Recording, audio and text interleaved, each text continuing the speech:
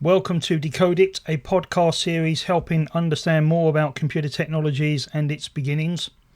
I'm Ashley Griffin, involved in IT from the 1980s, first with the Atari ST, then on to computer networks in the early 1990s. Okay, so on this episode of Decode It, I have a colleague that I've known for many years, Christian Fund, who was an employee at a client that I still have, but is now retired. Christian, I think, how long have we known each other? 2013? Uh, yeah, I would say that it's over 10 years. So yeah, 10, 12 years is good. And how long had your PC experience was mostly, you used that a lot in that company, am I correct? Yeah. I mean, initially I was more into hobbies like the hobby computers like Atari 400 XL and the Atari ST for home use. And then when it became more necessary to use at work, we started with a 386 on just a couple of simple computers in the office. And then the way it always evolves, it comes out on the shop floor. So, So at that point, it was all PCs for us, like myself and the company. so which, the Atari 400, that would have been the early 80s. Yeah, yeah. The Atari ST was 86, I think, wasn't it? I sounds about right. I don't know the timeline's dead on, but it would be later 80s. Yeah. So when did you start at the company that you're at? When did you start there? Oh, I started there in the 80s, early 80s. Oh, okay. Yeah. So, I there um, over 40 years before I retired. okay. So you were doing kind of the Atari stuff at home, which was the same as what I did. I started with the Atari ST. Hmm. Then I got an STE, and I don't remember when that happened, but I know I had both at some point. Yeah. Um, Now, so in the company you're in, they must have brought in PCs. What that early 90s? Yeah. They started with like a Pentium 286 and a 386 in the QA room because they needed it for measurements. So they had 286s. So that would have been what kind of early 90s. Yeah. Um, was I mean, that at that point, they didn't even have any in the front office. so? What were they doing with the 286? Uh, I believe my foreman began using that because they had to get into email to work with a client. In this would have been the early 90s, Mm. and they were using email back then. Yeah, just occasionally, yeah. It was starting with a company we dealt with in the States down in Michigan. So is it what operating system was on the 286? Oh, that was Windows NT. That would have been NT3, wouldn't it? Uh, I think it was NT4. Anyway, once they got that, then they got a CAD program that they tried to use because some of the customers would send us the CAD rather than drawings. This is kind of interesting. So in the engineering industry, they were computerized. Like they were sending Mm. emails and they were doing CAD that was affecting you as technically a supplier to them, which Yes. so it kind of sucked you into the computer industry Mm. involuntarily. Like you had to do it to keep up with the supply. True. True. That I wasn't aware of that. Like I wasn't aware that the computers got into the industries in that way. Of course, it's just so everybody's aware, my accent, as they can tell, I'm from the UK, so we would have been slightly different in the UK, and we're now located in Canada. To being bolted onto America, it would have been very different. Um, so they had 286s. So you were kind of involved on the very early pre-XP era operating systems. Definitely. At home, I got into the Pentium 286 because the Atari was getting, well, you couldn't get software for it anymore. So, but also they were totally different machines. I mean, were you Yes. you were probably more gaming on the Atari? Yes.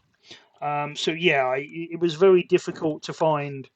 I mean, they had work applications. You had word processors. I remember using a form of Excel for doing Mm-hmm. prices, and that would have been the early 90s, I think, maybe 93, 94. Yeah. It did it very well, but then I had issues with the printers because I couldn't find drivers for the laser printer on the Atari. Oh yeah. So I I only had a dot matrix printer with mine, so. I also had one, but of course, when I was doing price lists, printing out 15 pages on the dot matrix, you kind of had to dedicate most of the afternoon. Yeah, I suppose so. Yeah. And I had inkjet, like I'm sure it was a Hewlett Packard DeskJet 1600. Mm-hmm. There was a driver for it, but it had issues in that it was a page printer and the Atari kind of didn't send pages. Sounds like you stick with the Atari a little bit longer than I did. Yeah, I didn't get into PC. I was into PCs in '94. Well, earlier than that because I was doing corporate work. Mm-hmm. But for me personally, I don't. But I think actually the first operating system was NT 3.51, so that probably would have been '96, maybe '97. Okay. But between like '96 and early '90s, yeah, I still had a working function in Atari, and I was doing invoices on that. Oh yeah. Yeah, so I would manually write it out, save it, floppy disk. Mm-hmm. But I do remember when I got the DeskJet 1600 from Hewlett Packard, there were some serious memory problems in it sending prints to it because it had to generate the whole page in the Atari's memory. Oh yeah. Yeah. And you would have my Atari had 4 meg of memory where they normally come with half a meg. Um, That was the STE, or did that have 8? no, yeah, so the Atari ST came with half or one. If you wanted any more, you went for the Mega ST from memory. The Okay. STE actually had SIM slots in it, Ah. and there was I don't know if you ever took yours to pieces. They were No, never did. they were covered in steel. They were very well Mm-hmm. built. I mean, they had a steel cage around them, and the Mm-hmm. memory was in the middle. The flat at the top on the back. Yes. In the middle, right in the middle of that, was actually a cover that you could unscrew to get to the memory. Oh yeah. Yeah, because they were SIM. So they were 30-pin SIM. And I did, in fact, I worked at Dell back in the UK, and they used to throw memory out that didn't work. And I was like, that's got to work. So I asked my manager, can I get the things that you throw out? And they didn't care. And he said, that's fine. So yes, Mm-hmm. managed to get 4 sticks of 1 meg, put it in, and it worked. Oh yeah. Yeah, so I got a 4 meg Atari. Um, Oh nice. don't know why they threw them out. Clearly they failed the test, but they worked in the Atari. I remember Mm-hmm. back at that era though, they were doing some weird stuff like you would have 32-pin SIM. Of course, and that looked the same but wouldn't fit because it had 2 pins extra. Ah. Yeah, that's how they kind of designated the speed of the memory and what you could do. So yes, I had an Atari STE. In fact, I've still got it. It's sitting to my left, about 4 feet to my left in a box. Oh yeah. Yeah, I still got it. I'm going to do a podcast probably on it at some point. I have the original box for it. I've got the Atari. It hasn't been powered on in many years, so it probably either has dry joints or something. Um, but yeah, I still got it. It's got 4 meg of memory. So yes, the STE had the blitter chip and the SIM memory, so you could remove memory and add memory way easier Oh yeah. instead of having to unsolder them or put them on board. Mm-hmm. So with the 286 you had at the engineering, that was running. You said NT. The one my boss and he had, um, that would be Windows NT. That was for CAD. I believe the one out in the not the engineering room, the QA room, I believe that was Windows 95. Which is ironic because Windows NT would only load when you originally loaded the original genuine DOS. Mm. Windows 95 came with its own version of DOS, Mm. and you could load it on its own version. I bumped into this the hard way when I had to rebuild a few of them. Like I don't know. Do you remember you could create the DOS boot disks from Windows 95? Sure. They recommended it whenever you got a new install that you made a new DOS boot disk, Those a startup disk they called as Yeah, well. those boot disks you could not use to build Windows NT, Mm-hmm. and I found that out the hard way. I was at a company rebuilding a server, and I created a boot disk, and it was failing with something. I can't remember what it was failing on, and of course back then, as you know, the internet wasn't around, and I couldn't ask the internet, and it was someone looked at me and said, "You need the genuine DOS. You can't use Windows 95 DOS." Mm-hmm. So I had to run off. It took me a few days to find it, come back, load it, and then I could build Windows NT4. Right. Yeah, because the internet wasn't around. So so you were quite. So what were you more kind of debugging, or you'd used NT and you'd used Windows 95, so you were very used to that. Yeah, yeah. Did I you? didn't do any real programming. What I did was I would tinker with the hardware, upgrade RAM, whatever. If there was some driver issues, uh, yeah. So once we had those 3 computers, then the next thing we had to do was we got an ERP program. Don't know if I can want to mention the name. I think you may have been familiar with it way back with our Windows 2000 server. That was So we got yes. that Windows 2000 server and 3 PCs, one in the office for our plant manager, one in the shipping, and where was the third one? Oh, the third one was in the foreman's office for the production. Did was that And that, the late yeah, sorry. 90s? Was that the late 90s? It's got to be. I mean, it was a Windows 2000 server, and it was only probably Windows 2000 server was probably only out a year or two at that time. So I it would remember. have to be early 2000, I think. I remember when 2000 came out. I was at a company in the UK who OHM who are now they got sold and then they I think yeah they got sold out.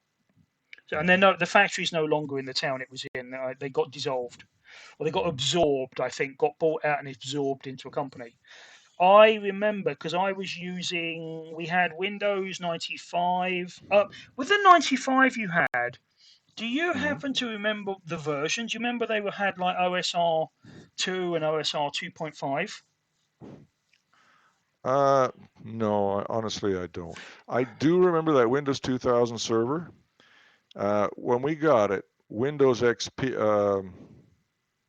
yeah, Windows XP had just, oh, wait, what am I thinking here? Yeah, you're right, because XP I think came out just after 2000. Yeah, so when they got the 3 PCs that would hook up to Windows 2000 server, they got it with Windows 2000 on those 3 PCs because the company that installed it wasn't comfortable with XP because it'd only been out about a year or not even. Yeah, because XP was a rewrite or was a Mm, major advancement over 2000. yeah, It- so they had us stick with buy Windows 2000 computers because they didn't trust XP at the time. yeah, So that gives you a timeline. if I remember rightly, the company I was at was Windows 95. There was Mm-hmm. the odd DOS that ran Novell, and they had the AS400, which was the green terminals, and Oh yeah. they were on token ring. They weren't Ethernet. Um, then I was doing all the upgrade. So as we bought new Ps, exactly like today. So if you think this is a current issue today, it isn't. So when you buy PCs today where you're stuck with Windows 7 or Windows 10 or Windows 11, or Home or Pro, we had the same issue back then. In that we'd buy PCs and they were Windows 95, and then you buy them and they'd be OSR 2.1. Now, that doesn't sound like a big change, but the ODBC drivers were different.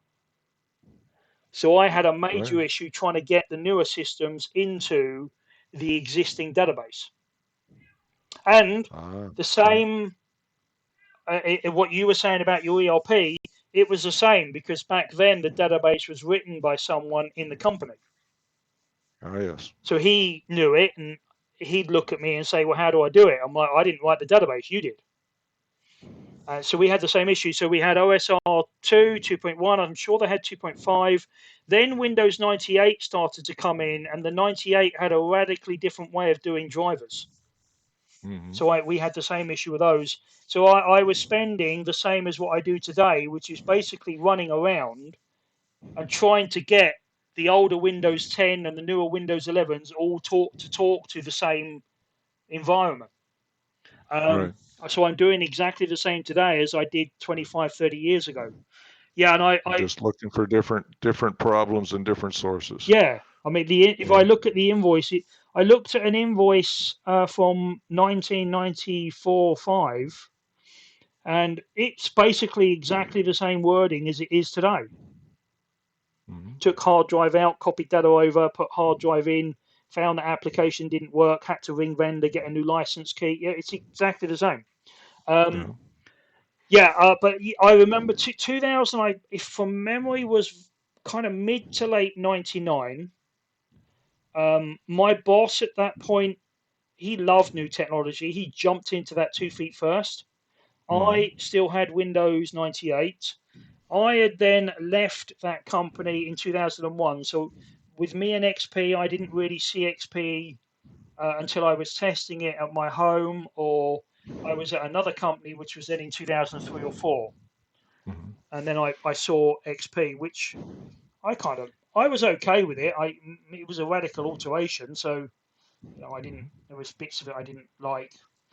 So you were 2000, and from memory, did you? You didn't really increase in technology, did you, in that company after that? You kind of just stuck with those systems, didn't you? We stuck with those systems for a good 5 or 7 years. It got to the point where we had to, well, like I said, the foreman in our department had to get into the CAD, and so he began to do some of the programming with CAD on the milling machines. The lathes you could program by hand easily, but the milling machines, they're a lot more work. They're a lot more complex, right? The parts you make on them can be much more complex. So he began to do some of the programming CAD, and then over the years, the number of machines that were able to use that increased, and the CAD programs improved. So yeah. That's kind of late. That's later than I would have thought. So to the kind of late 2000s, and that was using that would have been G code, wouldn't it? Going to the machines. Oh, absolutely, yeah. Everything is G code. The lathes, we used to write out the G code by hand. Wow. On the lathes. I mean, you think of a shaft, you might get 5 different diameters. You might drill a hole. You might tap. You might do a couple of things in one operation. But then, you do like hundreds of them, and then you turn around and hold it by the finished diameter and do similar operations on the other. But if you got a shaft and you're turning 4 different diameters, you're simply telling it to go, start at one point, say GO0 rapid to the face, GO1, which is turning, so tell it to go GO1 to Z minus 7 inches, so you turn 7 inches, and then you bring it out on the x-axis and then in on the Z, a series of steps.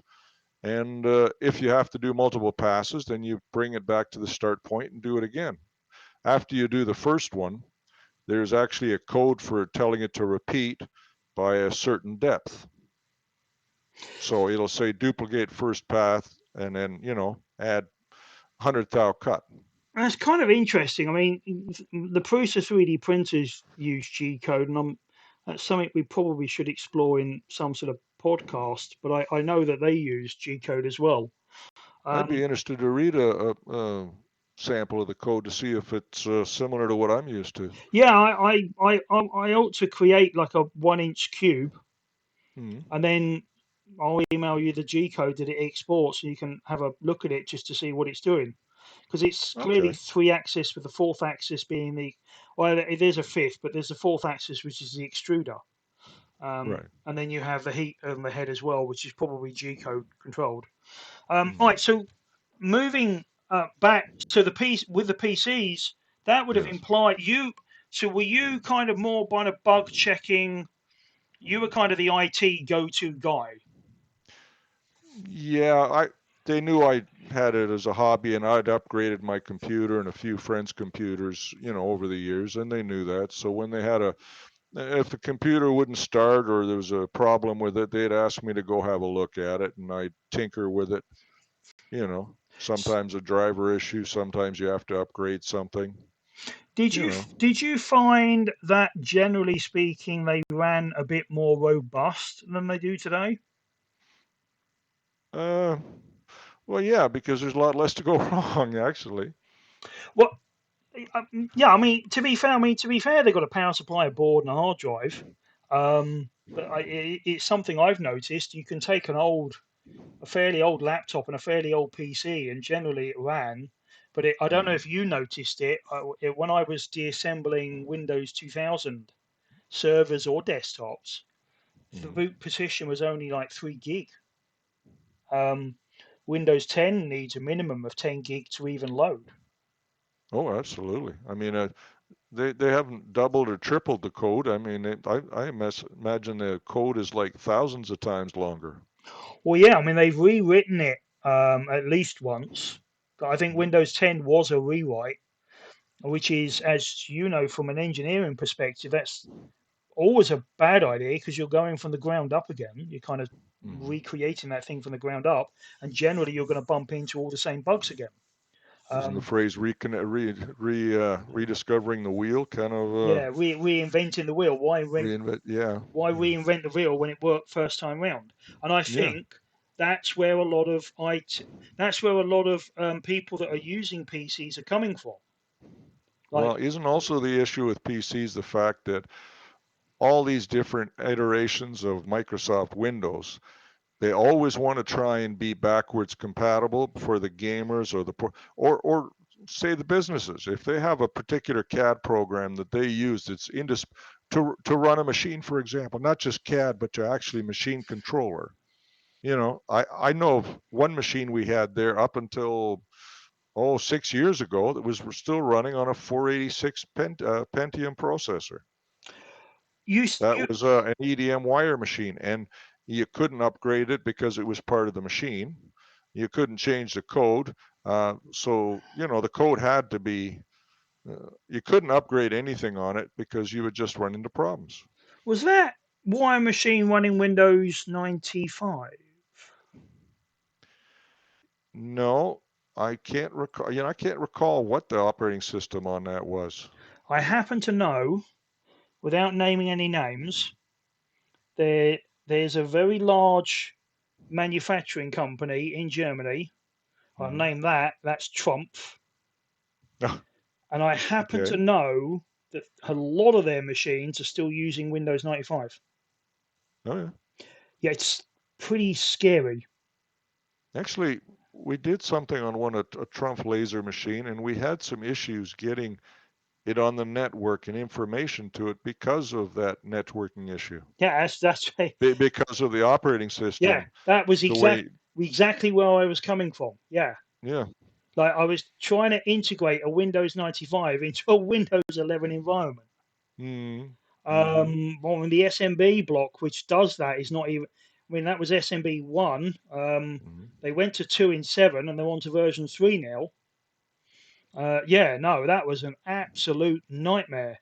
And they were, because being the company was German, and I have dealt with German companies. Snom VoIP phones are German. Oh, yeah. Very nice designed equipment, very robust.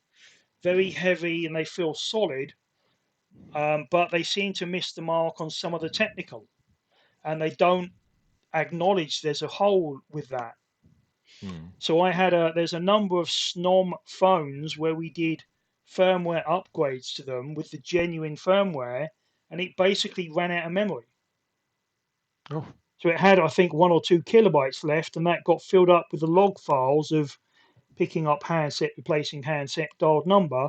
And when it got to 0 kilobyte, the phone just stopped working.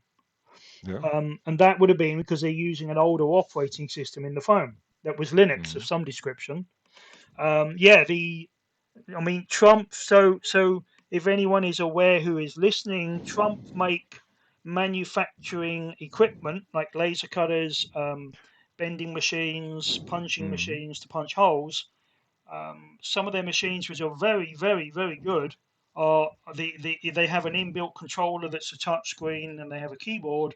And Mm. a lot of those I've bumped into are still running Windows 95 Yeah. or a very cut back version of Windows CE, which is equally as difficult to get on the network. Yeah.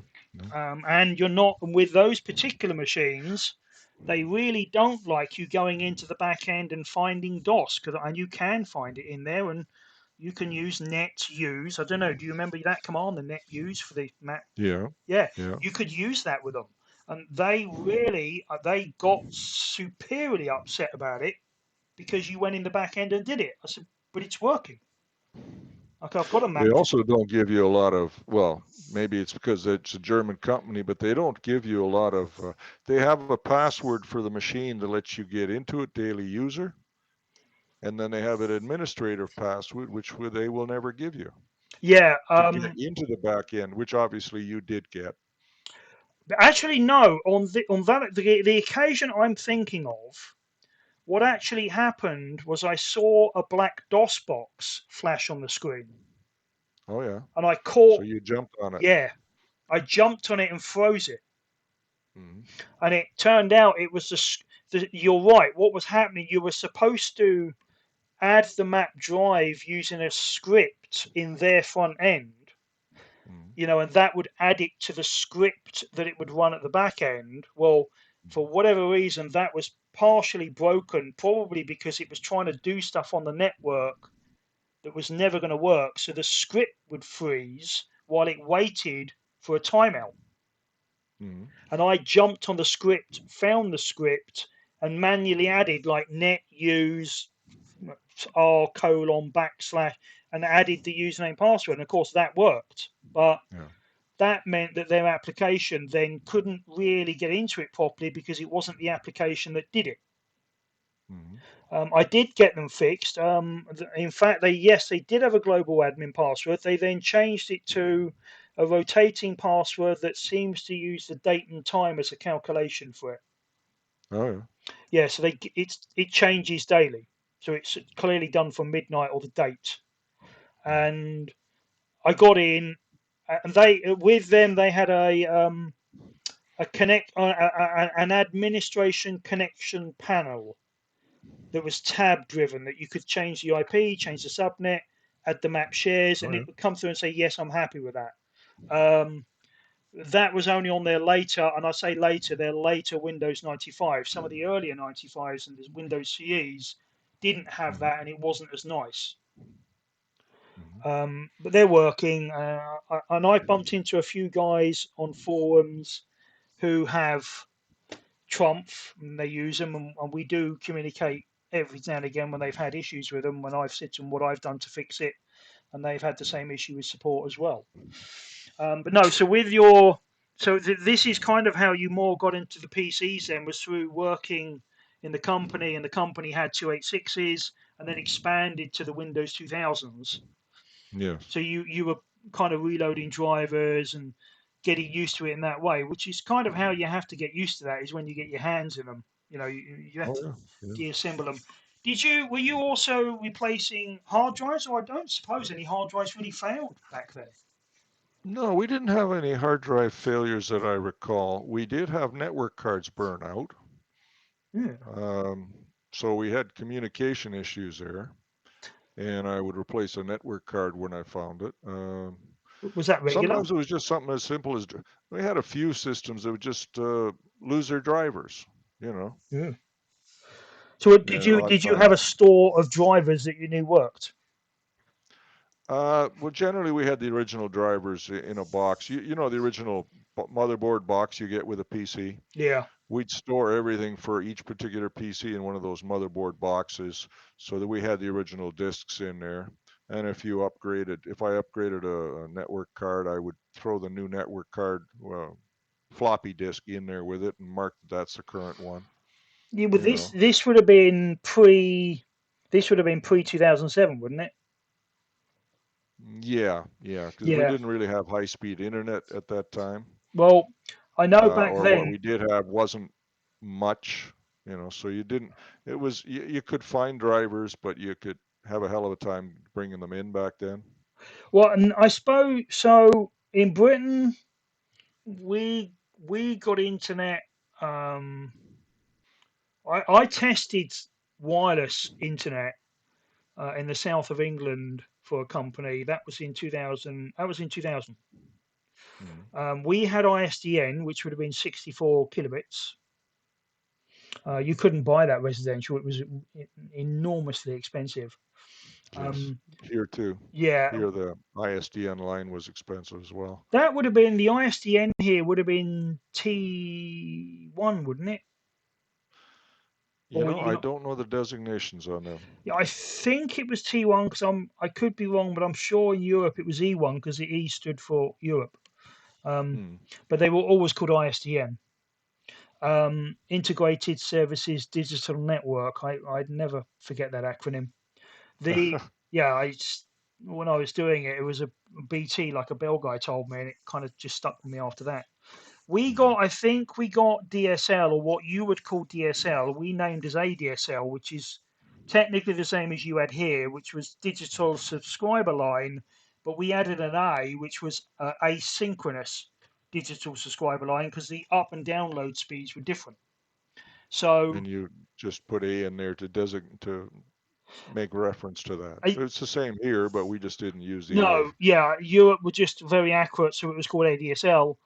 The Mm. protocols were different, but the acronym was the same. Here it was ADSL, but they just never called it ADSL. It was called DSL. Mm. Um, we got that.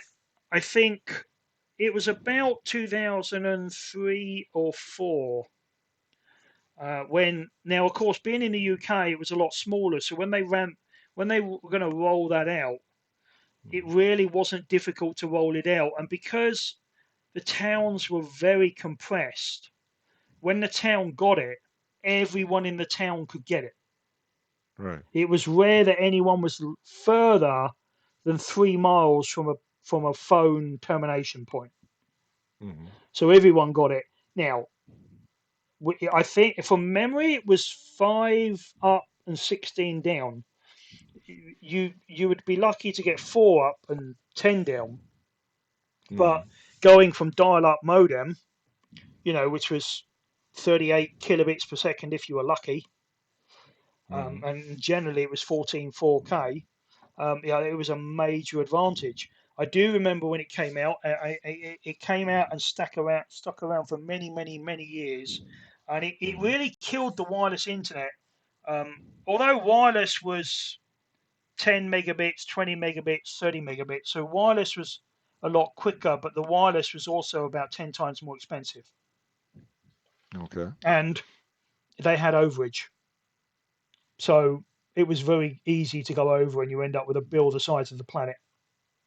For sure. So here though in Canada, you had a different problem in that your infrastructure being Bell here was very old. I mean, what is it from like the 60s? Oh, older. As a matter of fact, cable companies were the ones that first sent out the high-speed internet because the coaxial cable was much better at that. It was a few years. It was about 2 or 3 years before Bell was able to send high-speed internet over the telephone lines reliably. So what happened? They were rolling out. You had coaxial rolling out first.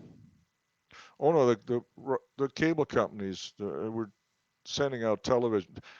we had the cable companies selling you television over the coaxial cables for about 10, 15 years before the high-speed internet. They were the ones who were best suited to run the high speed over their lines. It Oh, was a while. It was a couple of years later, probably around 2 or 3 years later, before Bell could send high-speed internet over the same telephone lines as the telephone. And at that, you had to have special filters on all your telephones because otherwise you get interference. so the cable companies were running out cable for the television, but Yes, for they a were not good using, 10, 15 years before. but they weren't using that cable for internet at that point. Not in the beginning, no. Okay, they kind of Yeah, just got onto it was that. strict. It was strictly for back then, you if you had a television antenna on your house, you would get maybe 5 or 6 channels. Then the cable companies would offer you the cable for, $6 a month after installation, and you would get like 25 or 30 channels. And that's where they made their money. And that was strictly television because I'm guessing that would have been analog. It was analog, it was strictly television, yes. So then they kind of got onto that they could push internet down that coaxial, Yes. and that happened before Bell managed it on the telephone line. Yes, but Bell was only about maybe a year to 2 years behind. Like I said, eh, telephone lines are a whole lot smaller than the coax. If you looked at coaxial cable and telephone lines, I mean the telephone lines are what, 18 gauge, 20 gauge wire, Yeah, and a coax cable is much heavier. And I'm assuming that there was less interference between the internet signal going on a coaxial than the picture. probably yes, because any Bell line I've seen is normally a flat figure of eight cable. Yeah. Not to mention the advantage of coax is you got the single solid wire in the center of the coax. You've got a plastic shielding, and then you have braided wire on the outside with another cable sheath over top. So you have them isolated, and you've got a much heavier line. Whereas with the telephone, it's braided cable and you've got it wound. So it's more prone to get interference from signals, right? Yeah, because the coaxial is designed to carry frequency power, Right. whereas the Bell And you was don't get interference, whereas bell lines were more susceptible to interference yeah, well they were simply just by the nature of the wires. 100 volt, Mm. minus 50, positive 50. Yes. Um, kind of surprised though that they didn't get on the bandwagon quicker, but I'm suppose they followed the technology as it went. Uh, Mm. I Britain, think that's how it went. Britain, England or Britain went phone line first. Oh, yeah. Yeah, we really cable was there, but cable came out as a it was a bit similar to here. Cable came out, but it wasn't. I could be wrong on this. I don't believe it ever came out as analog. When Oh, cable came out, it came out as digital because what happened was they put that in to rival the over-air TV like here, but I don't mhm. think we ever rolled out analog cable when the Was there not really a need for cable TV over there? I mean, if you had a television tower broadcasting a station in your hometown, your towns are so close together that would service quite a few locales. oh yeah, like And so you probably wasn't really the need for cable television over there like you would here. yeah, I mean, it's a whole different way of life. It was a lot smaller, and we're going back to the 70s, 80s. It would have been 80s, 90s. Hmm. The way of life was different anyway, Oh yeah, and the towns were a lot smaller. And yeah. I actually measured it. Like if I walked from my house to the town, that was about Hmm. 1.8 miles. I Hmm. tried that here. I got to the car dealership that I sneeze at and arrive at and have to wait for the traffic lights before I can even go anywhere here. Yeah. So that the distances here are vast. I'm just looking up. We had We got satellite. We got satellite first. The whole of Europe got satellite. Okay. Um, That yeah, makes more sense. yeah, Yeah. because we had the decoder boxes with the decoders, and we would have got Sky. And I'm just trying to look up here when Sky came out. Let me have a look to see what I can find. Sky. Why I look for that. So yeah, we had satellite, but we had a lot of European satellites. So they were putting the satellite up to cover Europe, and of course Britain would have been under that. So we Mm-hmm. generally got all of those satellites, and they were. And back at then, you could buy a decoder box, and then you bought the card to go in it from the provider.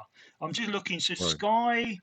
Sky was the first one that packaged it, where you bought the dish from them, the decoder from them, or the receiver from them and the decoder card from them.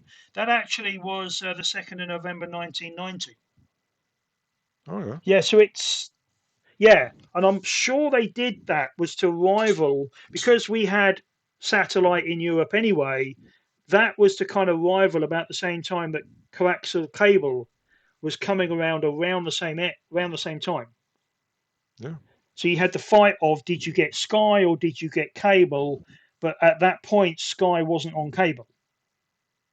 Mm-hmm. So it was kind of either or. Um, of course, and then as you may know, they started to try and use the satellite for internet. Oh no, I didn't know that. Yeah, so it's quite prevalent here, not so much in the Europe, because Europe had a very good phone network because it was a lot smaller.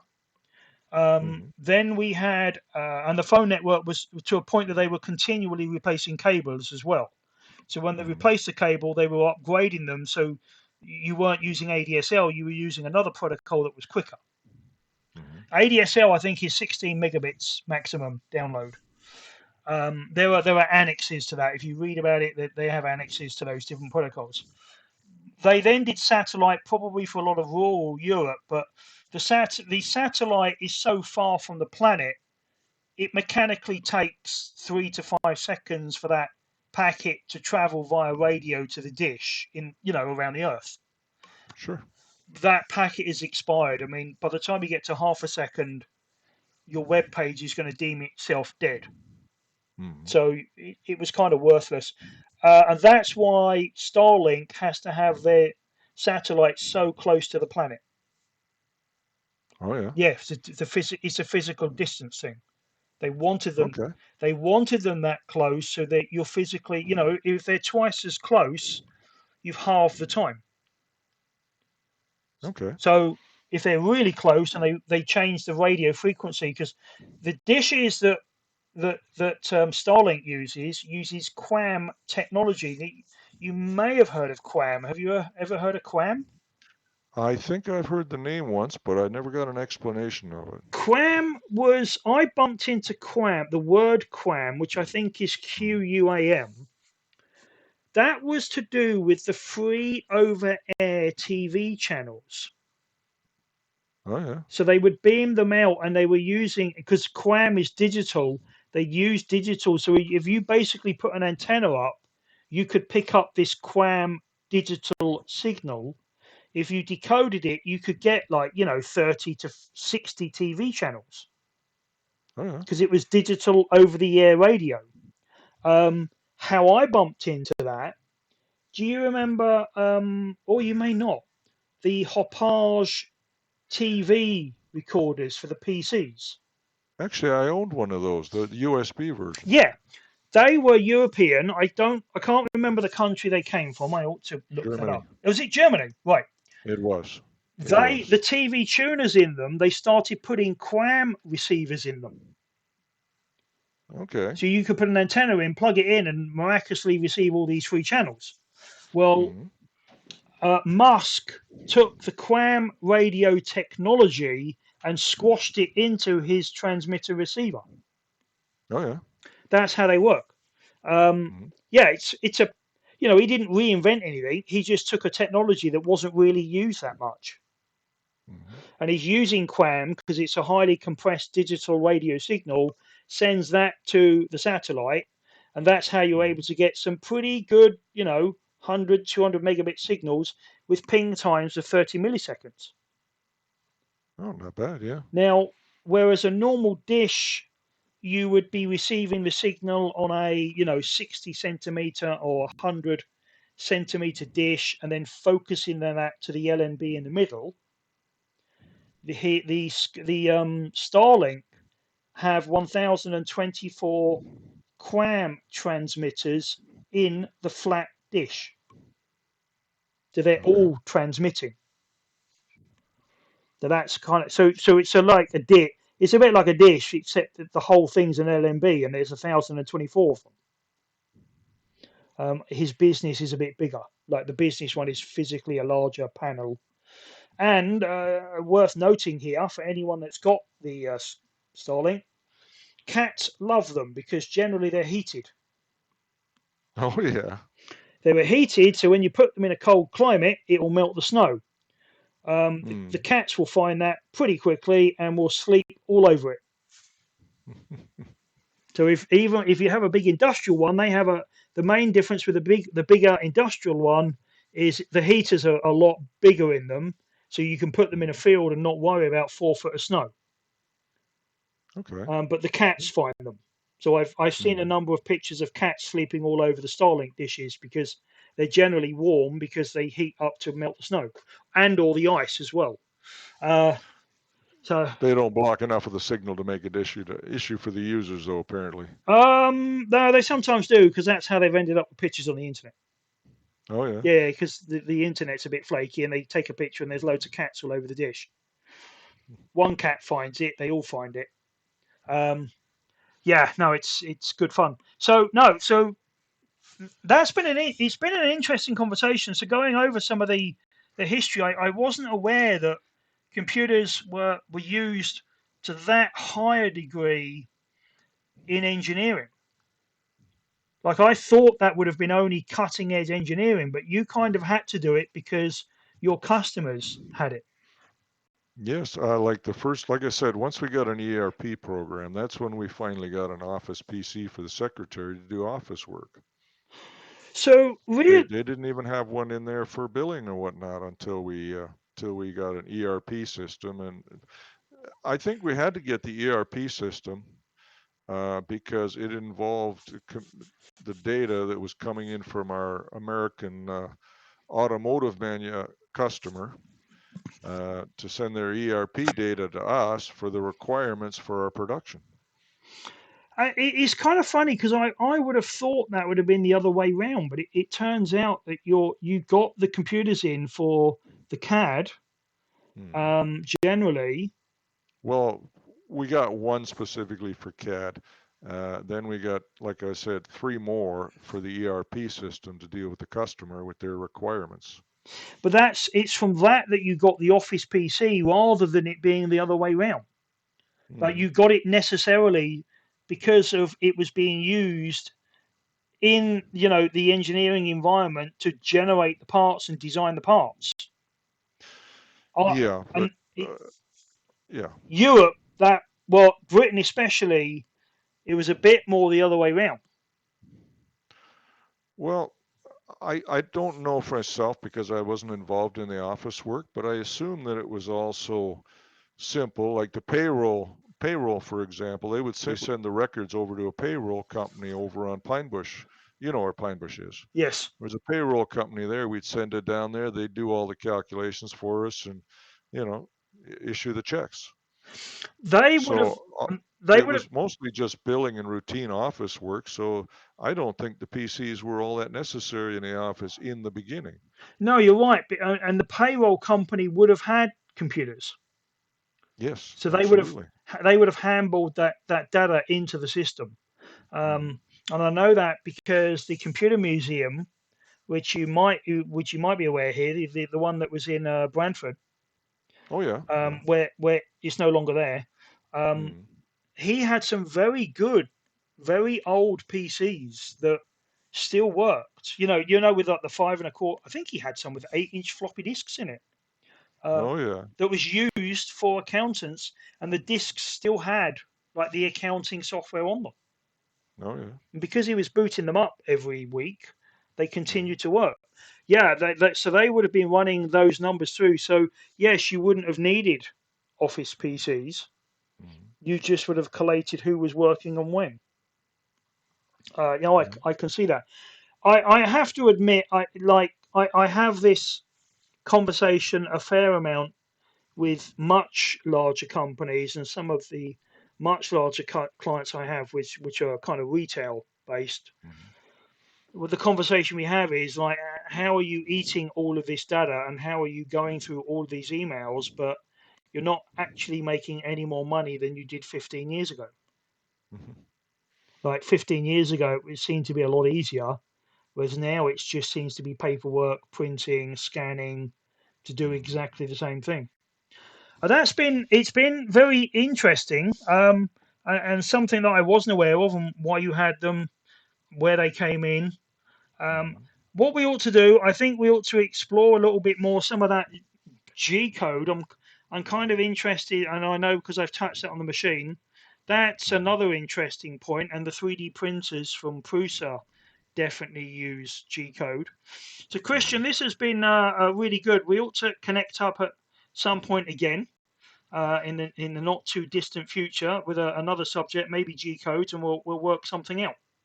Yeah, that'd be interesting. That's cool. I'm sure there's more we could deal on this subject too, but I mean, you only have so much time, right? Yeah, no, it's yeah. Yeah. Once we'll work something out. Christian, it's been very good to speak to you, and we'll speak Yeah. again soon. All right. Sounds good, Ashley. All right, see you soon. You take care. Bye. Thank you for spending some time with me. Subscribe to see more in the Decode It series.